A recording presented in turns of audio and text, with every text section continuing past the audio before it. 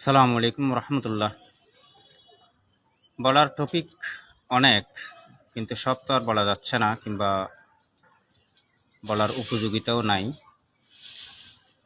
বলতে গেলে সব কিছু মিলে এখন পুরো বাংলাদেশের অবস্থা হচ্ছে এই চুদিলিং পং সিরিজ আর কি। উপরে একটা ইমেজ দেখা যাচ্ছে, সেখানে বসা আছে হাসনাত আবদুল্লাহ কুমিল্লার একটা জায়গায়।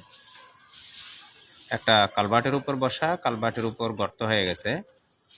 তো হাসনাত আবদুল্লার কথা হচ্ছে, কাগজে কলমে সরকারের কাছে সবই আছে, কিন্তু কালভার্টের জায়গায় কালভার্টটা এভাবে আছে। আমরা সবাই এখন আওয়ামী লীগের জায়গায় বিএনপিকে রিপ্লেস করতে চাচ্ছি। বড় রাজনৈতিক দল হিসেবে বিএনপি ক্ষমতায় আসবে, আমাদেরকে চালাবে। আর এদিকে তো বলেই রাখছে যে তারেক রহমান দেশে আসলে নাকি একটা ভূমিকম্পের মতো অবস্থা হবে, ফখরুল ইসলাম আলমগীর। কিন্তু ফখরুল ইসলাম আলমগীরের এই ইচ্ছেটাকে চুদলিং পং করে দিয়ে আবার তারেক রহমান বললো যে না, এরকম কোনো কিছু করার দরকার নেই। আচ্ছা, যা হোক, এটা হাসনাত আবদুল্লার একটা ছবির সাথে এটা এই জন্য দিলাম যে বাংলাদেশের উন্নয়নটা, যেমন ধরেন আপনার জন্য 100 টাকার উন্নয়ন হবে বাংলাদেশ সরকারের পকেট থেকে, তো 80 টাকা কিন্তু টপ টু বটম, প্রধানমন্ত্রী পর্যন্ত টপ টু বটম 80 টাকা খেয়ে ফেলবে। 20 টাকার আপনি উন্নয়ন করবেন, এই 20 টাকাটা হচ্ছে যে এরকমই উন্নয়ন আর কি। তো আমরা চাচ্ছিলাম আওয়ামী লীগের জায়গায় বিএনপিকে এইভাবে সরাসরি রিপ্লেস না করে একটা কমপ্লিট সংস্কার করে, বাংলাদেশের প্রয়োজনে বাংলাদেশকে একটি কমপ্লিট সংস্কার করে তারপরে ক্ষমতার পট পরিবর্তন হোক, যেভাবে যে ক্ষমতায় আসুক। কিন্তু সে সময় আর কই, ইলেকশনের তফসিল ঘোষণা করা হয়েছে, নির্বাচন হয়ে যাবে। আশা করা যায়, আবার আশা করা যায়ও না, কারণ ওখানেও একটা আবার সুদৃঢ় পং অবস্থা আছে। তো বর্তমান যেটা অবস্থা সেটা হচ্ছে, ভারতের সাথে আমাদের, মেজবাউদ্দিন ওয়েলকাম। তোমারও তো ওই আমার লাইভে পাওয়া যায় না, পরে পাওয়া যায়। আজকে তুমি সরাসরি এসছো, সরাসরি শুনো। তাইলে আমি একটা চুদলিং পং সিরিজ করতেছি, বুঝছো? আচ্ছা, বর্তমানে ভারত বাংলাদেশ যে অবস্থা, এটা বর্ণনা করার কোনো কিছু নেই, এটা সবাই দেখতেছে, নতুন করে বলার কিছু নেই। সোশ্যাল মিডিয়াতে দেখা যাচ্ছে, আপনার নিউজে দেখা যাচ্ছে। মুদ্রা কথা কি জানেন? ফাইনাল কথা হচ্ছে যে ভারত কখনো বাংলাদেশকে আক্রমণ করার সাহস দেখাবে না, কারণ সে জানে সে আক্রমণ করলে আবার ইস্টার্ন সাইড এদিকে যদি আক্রমণ করে, ওয়েস্টার্ন সাইড পাকিস্তান আবার তারা সুদলিং পং করে দেবে। এটা বিরাট সমস্যা ওর জন্য, জীবনও সে আক্রমণ করবে না। ভারতের অবস্থা হচ্ছে যে এখানে এরকম। সো এটা নিয়ে টেনশন করারও কোনো কিছু নাই। তবে ইউনূস সরকারকে একটা কথা না বললে নয়, সেটা হচ্ছে যে এই সরকারটার ডিফিনেশনটা তারা তৈরি করতে পারলো না।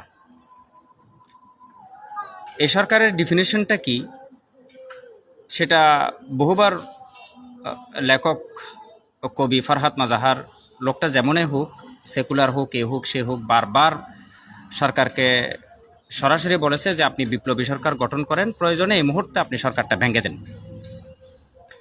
তো বিপ্লবী সরকার গঠন করতে হলে খুব একটা কষ্ট হবে না, বিপ্লবী অভিজ্ঞ মানুষ খুঁজে নিতে খুব একটা কষ্ট হবে না। আমাদের মুখোমুখি আছে তাদের নাম, আমরা চাইলে নিজেরাই তাদেরকে কিভাবে সেট আপ করে এটাও বলে দিতে পারি। কোথায় কাকে সেট আপ করলে কী হবে না হবে সবাই জানে, বেশি লাগে না, 2-4 জন লোক এই সরকারে ইনক্লুড করলে হয়ে যায়। আর বিপ্লবী সরকার গঠন করার আগে একটা বিপ্লবী কমান্ড থাকা জরুরি। তো ইউনূস সাহেব একজন পুরুদুস্তর লোকটা, বহুমাত্রিক গুণে গুণান্বিত একটা লোক, রাজনীতিও তার মাঝে কিছুটা আছে। কিন্তু উনি এসে যে জিনিসটা প্রথমেই স্কিপ করে চলে গেলেন, সেটা হচ্ছে যে একটা ছাত্রদেরকে দিয়ে বিপ্লবী কমান্ড যদি উনি গঠন করে ফেলতেন, এবং এই বিপ্লবী কমান্ডের কেউ সরকারে সরাসরি থাকবে না, কিন্তু সরকার সব কিছু তাদের পরামর্শে করবে, এইরকম একটি অবস্থা যদি তারা সৃষ্টি করত, তাহলে আজকে রাস্তায় 1400-1500 লোক মারা যাওয়ার পরও দাবি আদায়ের জন্য আজকে রাস্তায় নামতে হতো না। হাদির মতো এরকম পুরো একটা বাংলাদেশ নামক একটি নক্ষত্র ঝরে পড়তো না।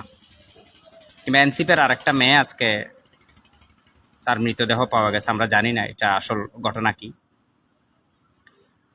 তো এই অবস্থার জন্য ইউনূস সাহেব কিন্তু যতটুকু দায়ী, আমি বলবো যে যারা ইউনূস সাহেবকে এনে এখানে বসিয়েছে তারা তার চেয়ে বেশি দায়ী। তাদেরই দরকার ছিল সরকার কিভাবে চলবে, কার কথা অনুযায়ী চলবে, এটা তাদেরকে ঠিক করে দেয়া। তারা সেটা ঠিক করে দেয় নাই। সো যেভাবে ইচ্ছে সেভাবে চলতেছে। এখন পরিস্থিতি এমন একটা পর্যায়ে দাঁড়ায় গেছে যে আপনি এখন ভারতকে যতই উস্কান, ভারত তো আর আপনার সাথে যুদ্ধ করবে না। যুদ্ধ একটা হয়ে গেলে ভালো হতো, কারণ ৭১-এর ভাওতাবাজি, ৭১-এর ভণ্ডামি, ৭১-এর মিথ্যা, এগুলাকে বুলুণ্ঠিত করে দেওয়ার জন্য একটা ভারতের সাথে একটা যেভাবে হোক একটা দরকার ছিল, সংঘাত একটা দরকার ছিল। এটা অপ্রিয় হলেও সত্য, ভালো না লাগলেও সত্য, কারণ সত্যকে প্রতিষ্ঠিত করার জন্য কিছু এরকম কিছু দরকার আছে। এটা হয়ে গেলে ওটা আস্তে করে ডাউন হয়ে যেত, সফটওয়্যারটা ওটা ডাউন হয়ে যেত ওটা। কিন্তু ভারত আপনার সাথে যুদ্ধ করবে না ভাই। ভারতকে আপনি যেভাবে শোধেন সে আপনার সাথে যুদ্ধ করবে না। কোন পাগলে পাইছে সে যুদ্ধ করবে? কারণ আপনার সাথে যুদ্ধ লাগলে পাকিস্তান বসে আছে তারা সুদলিং পং করে দেওয়ার জন্য। এটা পাকিস্তানের কাছে কোনো হেল্প চাইতে হবে না। আর প্রফেসর ইউনূস সাহেবকে পাকিস্তান ১ বছর আগে আমন্ত্রণ দিয়ে বসে আছে। আপনি এখানে বসে বসে এখানে কি করতেছেন? এখানে যান, আপনি চুক্তি করে ফেলেন। এখানে বিএনপি কোনো ফ্যাক্টর না তো। বিএনপি কোনো পলিটিক্যাল পার্টি নাকি? এটা পলিটিক্যাল পার্টি হিসেবে আমরা এটাকে এখন মেনশন করতে আমাদের লজ্জা লাগে। এটা কি? এটা কোনো দল হলো নাকি? এটার আদর্শ কি? আপনি উগ্র সাম্প্রদায়িক বর্ণবাদী যারা দিন দুপুরে মানুষ জবাই করে দেয় তাদের সাথে আপনি যুদ্ধ করবেন ওই লিবারেল ডেমোক্রেসি নিয়ে? জীবনও সম্ভব না।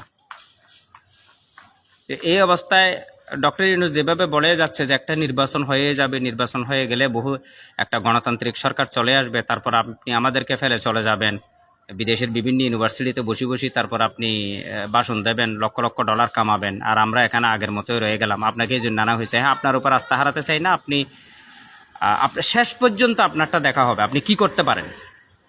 কিন্তু কথা হচ্ছে যে মানুষকে তো আপনি একদম বিপদের মুখে ঠেলে দিচ্ছেন মনে হচ্ছে। এই যে এখন হাদি চলে যাচ্ছে, তারপর হাসনাত আবদুল্লাহ যাবে, তারপর নাহিদ যাবে, এগুলো তো টার্গেট হয়ে যাচ্ছে। আপনি করছেনটা কি? এখনো সময় আছে, সময় আপনার অনুকূলে, এখানে আপনার প্রতিকূলে কোনো সময় নেই, কোনো কিছু বলার নেই। আপনি স্টেপ নেন, সব কিছু ঠিক হয়ে যাবে। আর এই যে বললাম যে হাসনাত আবদুল্লাহ একটা গর্তের উপর বসে আছে, এই গর্তটাই হচ্ছে যে বাংলাদেশের উন্নয়ন। বিএনপি ক্ষমতায় এসে আমাদেরকে এই উন্নয়ন করতে চাচ্ছে। এটা জাস্ট আওয়ামী লীগের রিপ্লেসমেন্ট। আমার ১০০ টাকার উন্নয়ন ৮০ টাকা তারা লুটপাট করে খাবে, ২০ টাকার উন্নয়ন করবে। এই তো উন্নয়ন দেখা যাচ্ছে। এরকমই উন্নয়ন সারা বাংলাদেশে সবসময় এরকমই উন্নয়ন চলছে আমাদের।